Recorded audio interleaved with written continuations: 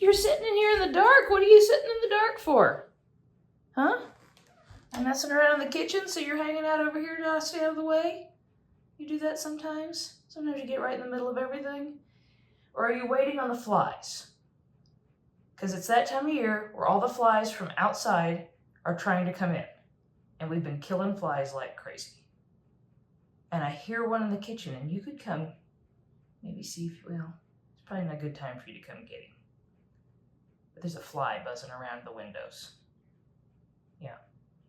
You're not gonna come get him? All right. Well, guys, I'm gonna do a little baking tonight. Not much, just a little. And hopefully it won't be any huge project.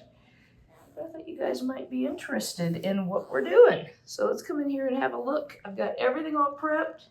Everything's all measured out, ready to go. Oh, we're gonna make Spritz cookies. So Spritz cookies are really easy because there's not much ingredients to them. The only thing that you kind of need to make a Spritz cookie is a cookie press. So we've got the cookie press. Once the dough is made, you put the dough in the tube. You have all these fun little discs. You put at the end of that, and you push the dough through those, and it comes out and makes a neat looking little cookie. So this is really, and you can find these at Walmart, or used to be anyway. I've had this one for probably 25, 30 years. But if anything, I know you can find anything on Amazon, but I believe I bought mine at Walmart, Target, one of the two. So I'm going to need 2 sticks of, or 1 cup of room temperature butter. This particular recipe I like to uses powdered sugar, but there are also recipes that use granulated sugar. This is 1 1/4 cups of powdered sugar. And then we have 2½ cups of flour, 1 room temperature egg, 1/2 teaspoon of salt, a teaspoon of vanilla extract, and you can't see it, but it calls for 1/2 teaspoon of almond extract. I am completely out of almond extract. You can use other flavors. You can use peppermint. You can use butter flavored, which I feel kind of is redundant since it's got all the butter in it. It's hard to see it, but there is 1/2 teaspoon of lemon extract. I'm going to put lemon in mine because I'm out of almond. But the regular plain ones have almond flavor in them. But you can, I've made peppermint. I've put rum flavor in them. I've just done vanilla. You don't have to use the almond flavor. But I had some lemon. I'm very limited on what kind of extracts I have right at the moment, so we're using lemon. And then I've got my stand mixer here ready to go. I've got a cookie sheet with some parchment paper on it. That's controversial about using parchment paper with these. We'll see how it goes. I think I've used it in the past. Honestly, I haven't made Spritz cookies in 10 years. So, our oven is set at 375. I'm using the convection bake on my oven. If you don't have it, it doesn't matter. I'm just going to use it because I have it where we lived previously when my children were little, when I made these cookies the most. My oven did not have a convection feature, so just little FYI, I guess. So that's everything all prepped up, ready to go. Milo's going to go see what kind of hunting she can do in the basement. And we will get started. We're going to get started. The first thing you're going to do is cream the butter, sugar, and salt together. And this is why I like the recipe that uses the powdered sugar opposed to the granulated sugar. It's easier. It doesn't take quite as long to cream it together. However, powdered sugar is going to be a little messy because it's going to puff up a little bit. And I didn't have quite enough granulated sugar. I have done both in the past, and I can't tell a lot of difference between the ones made with powdered sugar and granulated sugar. So what I like the best about it is that I personally think it's easier to cream the powdered sugar with the butter. So we're going to get that all put in the mixer. Oh, hold on just a second. I was going to see what Milo's doing. She's still down in the basement doing her thing. So we're going to put our powdered sugar in. this bowl over here. Put our room temperature butter. That's really important. Not melted, room temperature. So, one stick. 2 sticks. Maybe. There we go. And now we need and the salt. So that's everything in there. Oh, there's still a little salt left in our thing. It was made. There we go. I've got a window open, and it's, believe it or not, it was 20 degrees at night last week. If it was even a week ago. And now we're like 50. So it's a little humid. I'm going to use my whisk, I think. I also didn't have this type of mixer the last time I made these. I had just your regular mixer, so this is new since then. I'm going to try this first. If this doesn't work, we will switch to the paddle type, but I think I want to do this one. Is that a good idea? Somebody's out there yelling at me saying, don't use the whisk, use the paddle. I hear you. Maybe I should start with the paddle and switch to the whisk. Yeah, we're gonna start with the whisk. Oh, I'm not a professional baker. I do it for myself for fun, and like I said, this is something I didn't have the last time I made these, which I'm sure has been at least 10 years ago. I was kind of and so there are these kind of people make these cookies for Christmas a lot. You can put food coloring in them. You can make them different colors. You can put colored sprinkles and things like that on them.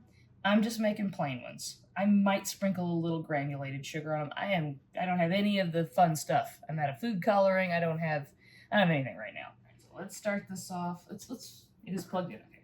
Let's start this off with a stir. See how we do. Yep. Whoever's yelling at me about the paddle is probably right, because now my butter is just inside my whisk. Let's see if we can get it going. Well, it didn't puff up and make too much of a mess. So this will take a little bit. That's one thing about creaming your butter and sugar together. Patience. It takes a little while. Have a look. I don't think it's quite ready yet, but I want to scrape the sides.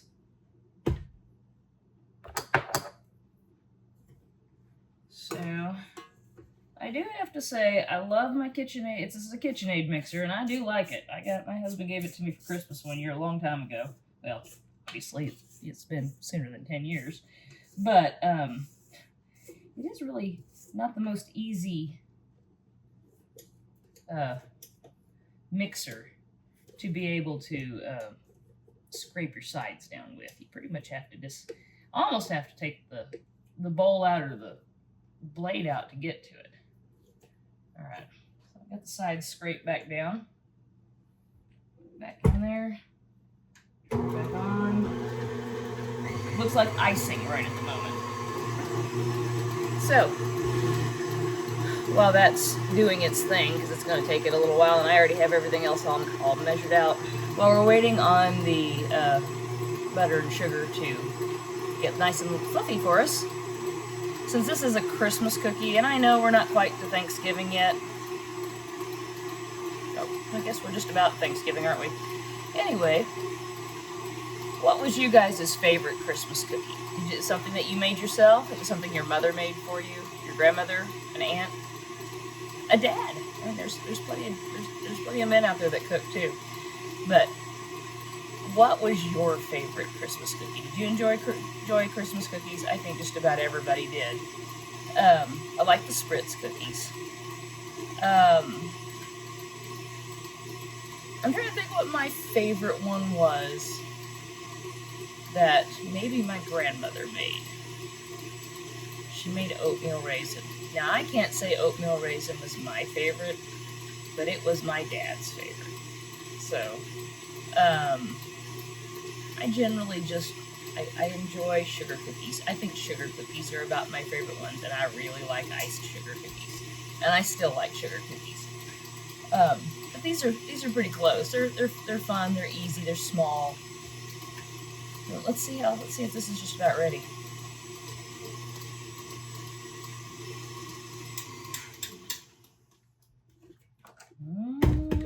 like whipped cream right at the moment. We're gonna say that's probably about as light and fluffy as it's gonna get. Still kind of looks like meringue, but it is definitely mixed in. So now then, we're gonna add the egg and the extracts. Let's see if I can get that knocked down off the sides. This bowl, this isn't gonna, I don't think this is gonna make a whole lot. Seems like this recipe is not a very big recipe. Our egg.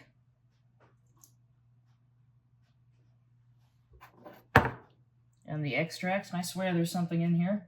I swear there was. A little bit of our vanilla extract. Back in there. Put it in. Let that go kind of at a low speed for a few minutes. There's 1 egg, a teaspoon of vanilla, and a half a teaspoon of, I use lemon, but calls for all. Depends on what flavor you want them to be. They're generally just a butter cookie, so. And I think you could really do just about, I've done just about every kind of flavor. I've never tried chocolate before, but I think there is a chocolate version of these, which I think would also be very good. Alright, so that is now mixed in. That didn't take much. Now at this point, we probably do need to switch to the paddle mixing blade. So let's open this back up. Get that out of there, and we're gonna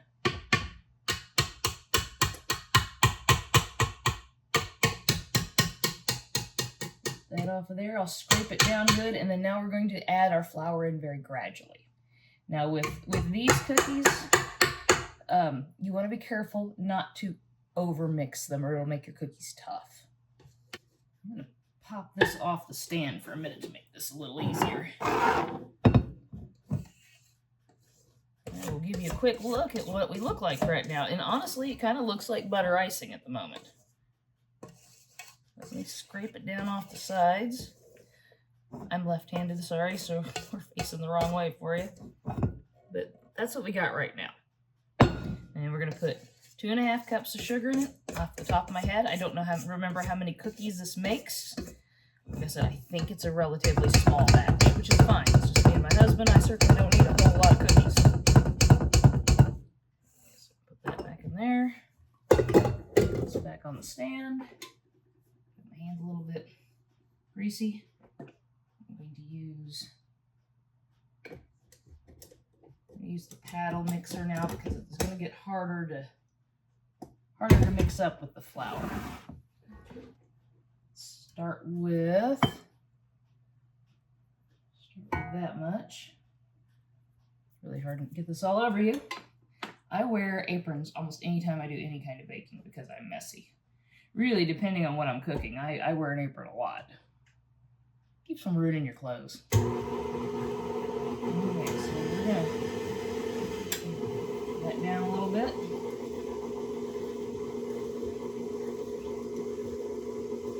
Alright, it's already mixed that in pretty good, and this is why I think this is, like I said, the downfall of the KitchenAid is it seemed like that spout ought to be on the other side. Oh well. Is that you really can't get to the bowl very easily. I think I had a stand mixer before this one that was just a Walmart stand mixer with Sunbeam, and I liked it, but it didn't, nowhere near as nice and heavy duty as this KitchenAid is. Not sponsored by KitchenAid. My husband bought this one for me for Christmas for 10 years, or 10 years ago, roughly. Maybe a little less than that. And I just like it. But you could completely do this with a hand mixer, which whatever you have for a mixer would work. I would not want to try to do this by hand unless you're just used to creaming butter and sugar, but boy, I can imagine that would take a long time. And I know our grandparents did it.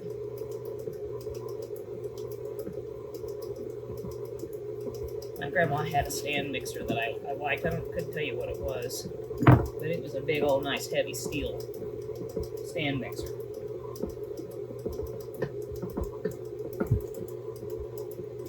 Lock that in, didn't I? No, I did not. There I did. Really bad about remembering to lock the mixer down. We've just about got our flour all mixed in.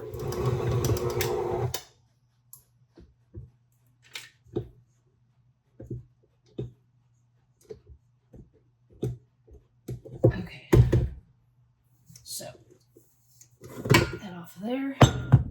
Probably should have, I know I should have unplugged it first. I didn't. Let's put that over there out of our way. Get our dough out of our paddle here. What's going to happen is we're going to load our, over here so you can see me better. We're going to load our cookie press. Remember how to take the thing apart. Now this thing does come totally apart, so you can see for cleaning. So the tube part, here's our little gun. You push this button, pull that back. So you want that all the way out like that. You can do that with the tube on. I just did it so you could see. And we're gonna load up our dough in here as much as we can get in there for now. It'll probably take 2 or 3 times. And then we have all these discs here that make all these different patterns. So we're gonna pick a couple of pick some of these. I was gonna just do everything in the same one, but maybe so you can see what they look like. It's not hard to change the little discs, so maybe we'll try out a couple different ones. Let's start out with this little square one.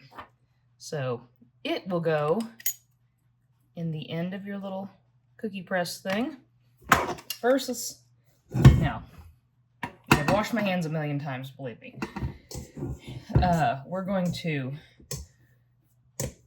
You would think you could do this with a spoon, and you probably could if you really, really, really were patient. I'm not. I have to say, this is what I was thinking. This was a little thicker than normal. That my flour content didn't seem right because this dough is usually a lot softer than this. It's pretty soft, but to make it we'll see how it goes through the little things. But so typically you can do this with a spoon. But it's so thick that I'm not sure I can. So we'll see how that, we'll just have to see how this goes. It'll be fine. It'll be fine. It's going to come out the dough too, but it's going to be fine. Oh yeah, this will be at least 3 times.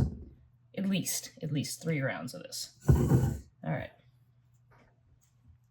So you put that on there. You have it like this. Let me get my washcloth wet again. Usually, the first cookie out of the tube is a throwaway, and go just put it back in the bowl because it won't be what you want. So we're gonna get it going here. Give it a couple squeezes. I like to do it till I start to see the little cookie dough coming out of there. And I mean, almost always, I swear, the first cookie is not it doesn't turn out the way you want it to. We're gonna give it 2 squeezes. Yep, okay.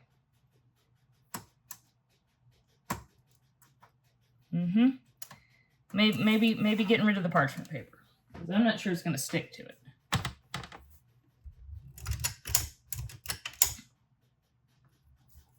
There we go.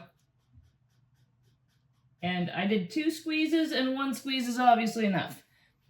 But so there's our cookie. You want these about 1 inch apart, roughly. Sit there and wait for just a second. Give it a minute. Nope. All right, I really do think that our parchment paper is a problem. Well,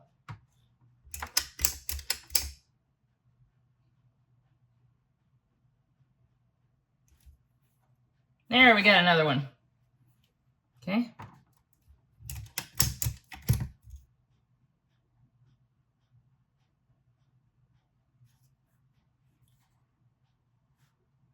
Those too close together, I think. There we go. Okay, that one's not real pretty, but that's okay.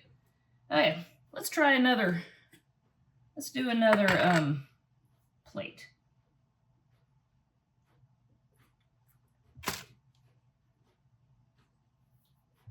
And off level again, which means we kind of have to start over again, but that's okay. Let's do this little star-shaped one next. Basically because it was on the top. All right, get it going.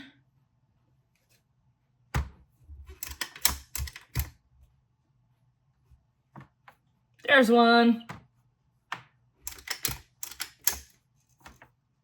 And I'm notorious about putting my cookies too close together. If they get too close together, we just cut them apart.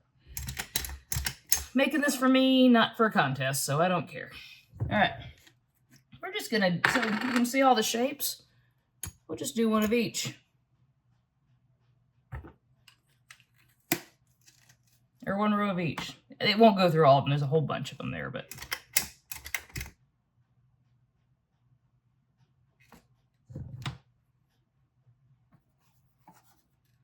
Let's try that one next.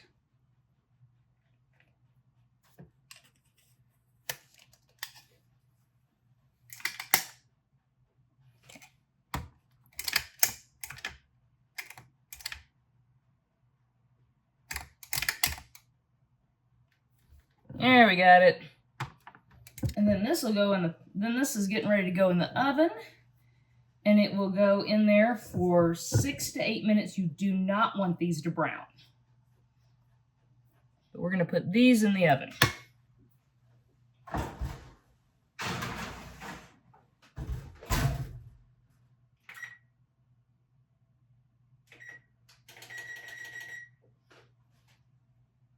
And so, okay, so I have a mess is what I have. Got a bit of a mess. It's okay. I'm going to go get another cookie sheet, so hopefully we can have another set ready when this one comes out of the oven. Okay, so I'm using my stone cookie sheet.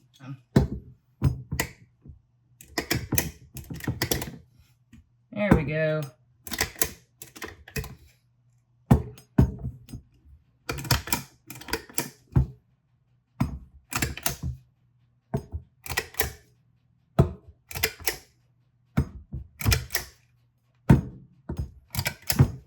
All right, let's check this first round, see what it looks like. All right. So, I have the world's worst pot holder I got a hold of. Not that one. Let's not use that one.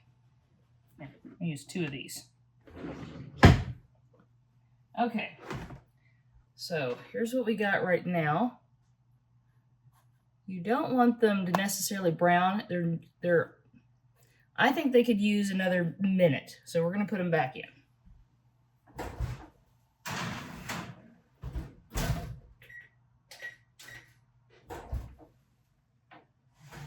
right, let's see what we got now.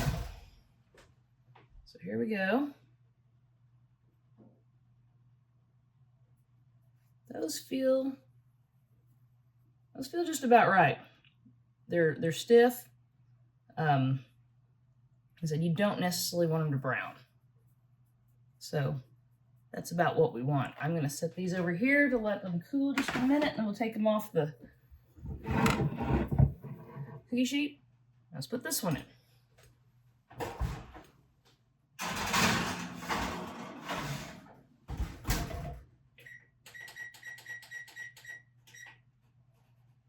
Okay, so that ended up going for about 7 minutes. So here's our cookie. You could put sprinkles on them. You can do food coloring and make them different colors. They're just a real plain cookie. That's what the inside looks like. They taste exactly the way they're supposed to. They're a butter cookie, but they're almost like a shortbread cookie, but not quite as crunchy. They're a little soft. So, here we go. Yep, they turned out.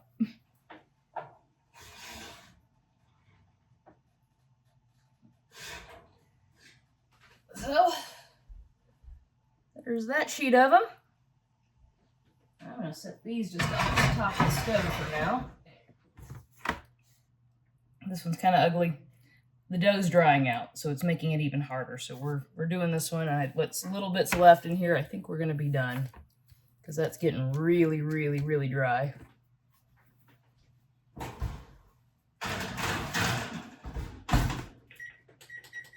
Okay, guys. Well, this is what we ended up with.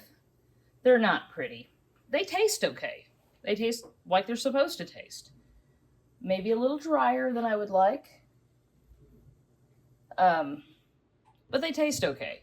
Some of them turned out the way they should have. A little heart cookie looks okay. That's about what that should have looked like. Same with that one. We call that one the pea pod or a hot dog. That's what the kids used to call it. And some of these aren't bad. Some of them, got too much dough on them. They didn't get enough dough on them. Part of them didn't come out all right, but I'm not taking these anywhere. I was just making cookies because I wanted some cookies. So, here, that one looks pretty good. There's a pretty one. So some of them turned out pretty. The dough really should have been wetter. A dry dough does not go through the cookie press real well.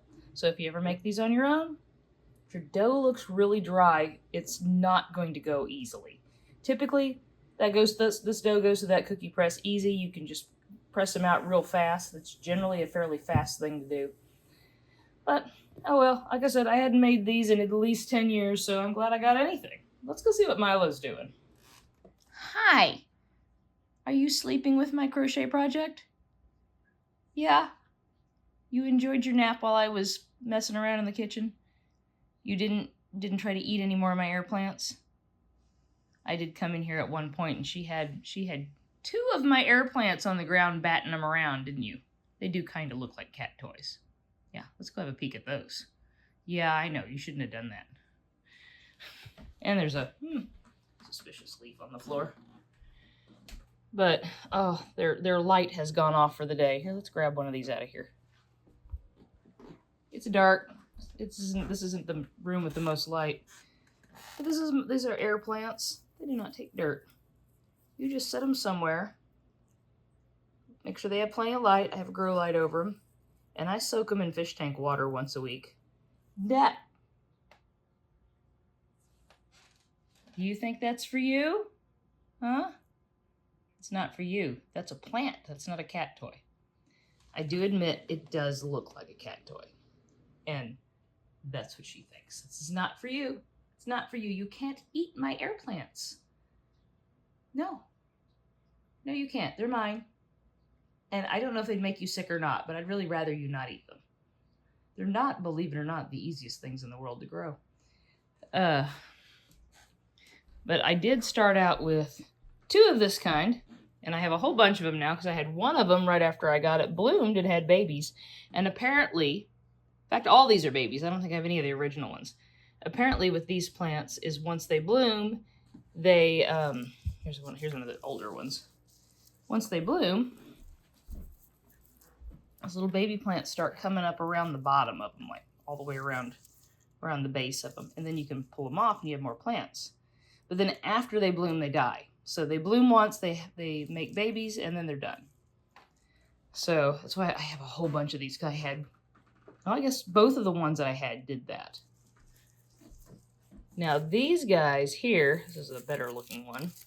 I've never gotten, these never bloomed. I'm assuming they do, but I've never had them bloom. And they were tiny when I got them.